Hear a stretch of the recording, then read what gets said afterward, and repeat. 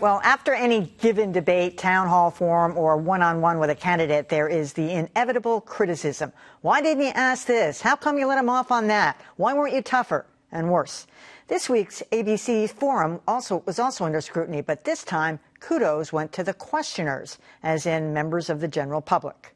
Wednesday night's town hall forum took place in Pittsburgh, a blue-collar city in a toss-up state.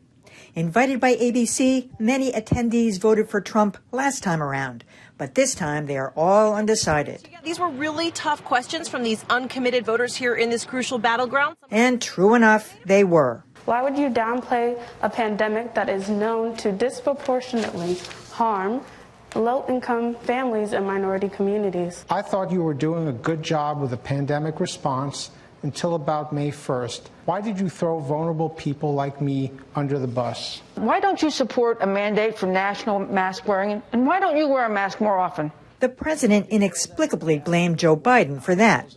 Regardless, one of the biggest differences in taking questions from regular people is that the president didn't interrupt as often. Should pre-existing conditions, which Obamacare brought to fruition, be removed?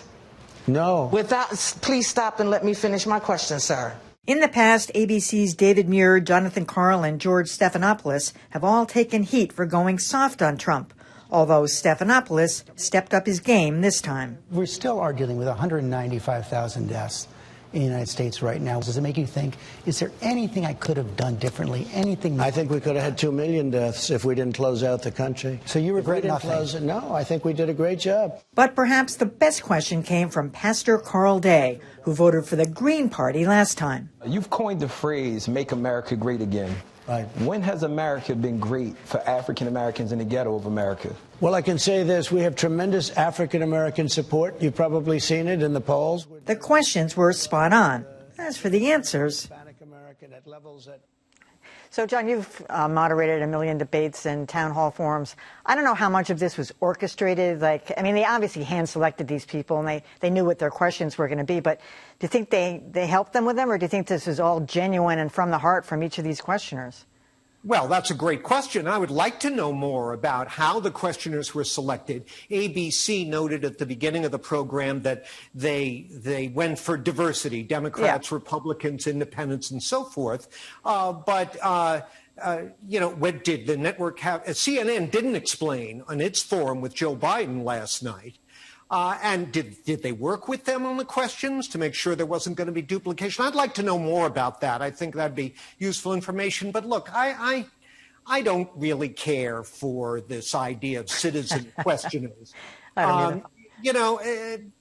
Look, there are journalists who do a poor job of asking questions, absolutely. But I didn't think any of the questions at the Trump Forum were vastly superior to what I've heard in White House in press conferences with the president. It's kind of like asking passengers on a plane if they'd like to take a turn flying the plane. Maybe they can do it.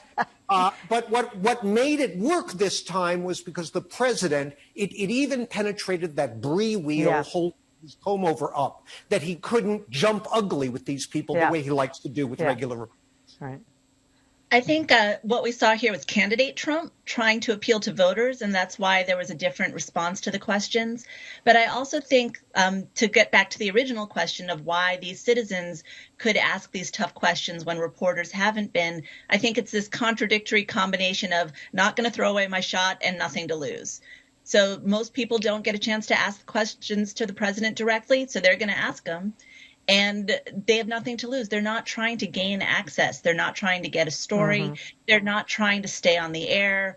It's a really different dynamic. The dynamic of power was different in that room than it is at a press conference. And I think that's why we saw a difference in the caliber of questions and the type of answers it received. That's a great point, Lila. Not everyone who routinely is in a building, whether it's the Capitol or the State House, pulls their punches because they have to be there. But I think it's a natural inclination. You need to work with these people on a daily basis, so you're not just going to come out and, throw hard heat. And I do think the other point, which maybe all of you have alluded to so far, is absolutely crucial. Trump could not respond to these people the way he could if journalists asked analogous questions. Obviously, they were talking about personal experience in many cases, which journalists probably wouldn't be doing. But if Trump got questions along these lines at a White House press conference, he'd say, "You're fake news." Or he'd say, "Oh, you're a nasty woman. No, be quiet. You're done. You're done." And he couldn't do that in this case because they're voters whose support he wants. It's one norm that he could not violate in this case. And we got to bear that in mind and emphasize that in making any kind of contrast between citizens asking questions and journalists. I would say, though, John, I think that might be one reason there's a plus to this kind of thing, because politicians don't get the out that they might when we're asking the questions. Well, that's exactly right. I mean, it's a huge difference. He would have definitely told that pastor, "That's a nasty question. How dare you ask me that?"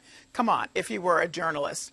I think that the other opportunities that journalists have had, those who have tried to get past the wall that Trump puts up of just lie after lie after lie, is that they either don't have enough access to him, meaning not enough time. So when you look back on a Jonathan Swan, for example, that was a lengthy interview, and he was well prepared at each corner that Trump went into. He was able to come back with his documents, with everything. That doesn't necessarily happen. So when journalists finally get the access that you all have mentioned that they are trying to balance, trying to get in those White House conferences, it's often not with as much time, and they don't get a chance to go into as great a detail. So you got to weigh what you're going to ask, and then you hope maybe you can get past the same old answer, but not necessarily. So, regular folk could ask whatever they want because, as Lila says, they got nothing to lose. And also, Trump's audience wasn't just them; it was beyond them. So it was important to him to come across as, "I hear you voters, I'm your president." So, John, just back to you. Do you think it's too gimmicky? I mean, is it kind of like a shtick? Yeah, absolutely, it's gimmicky. And may I just say, any working journalist who balks at asking a blunt, hard question on the major story of the day because they're worried about future access really ought to just turn in their press pass now. The sports guys do it. All right. Yeah, well, we've had that discussion, We as have. you know.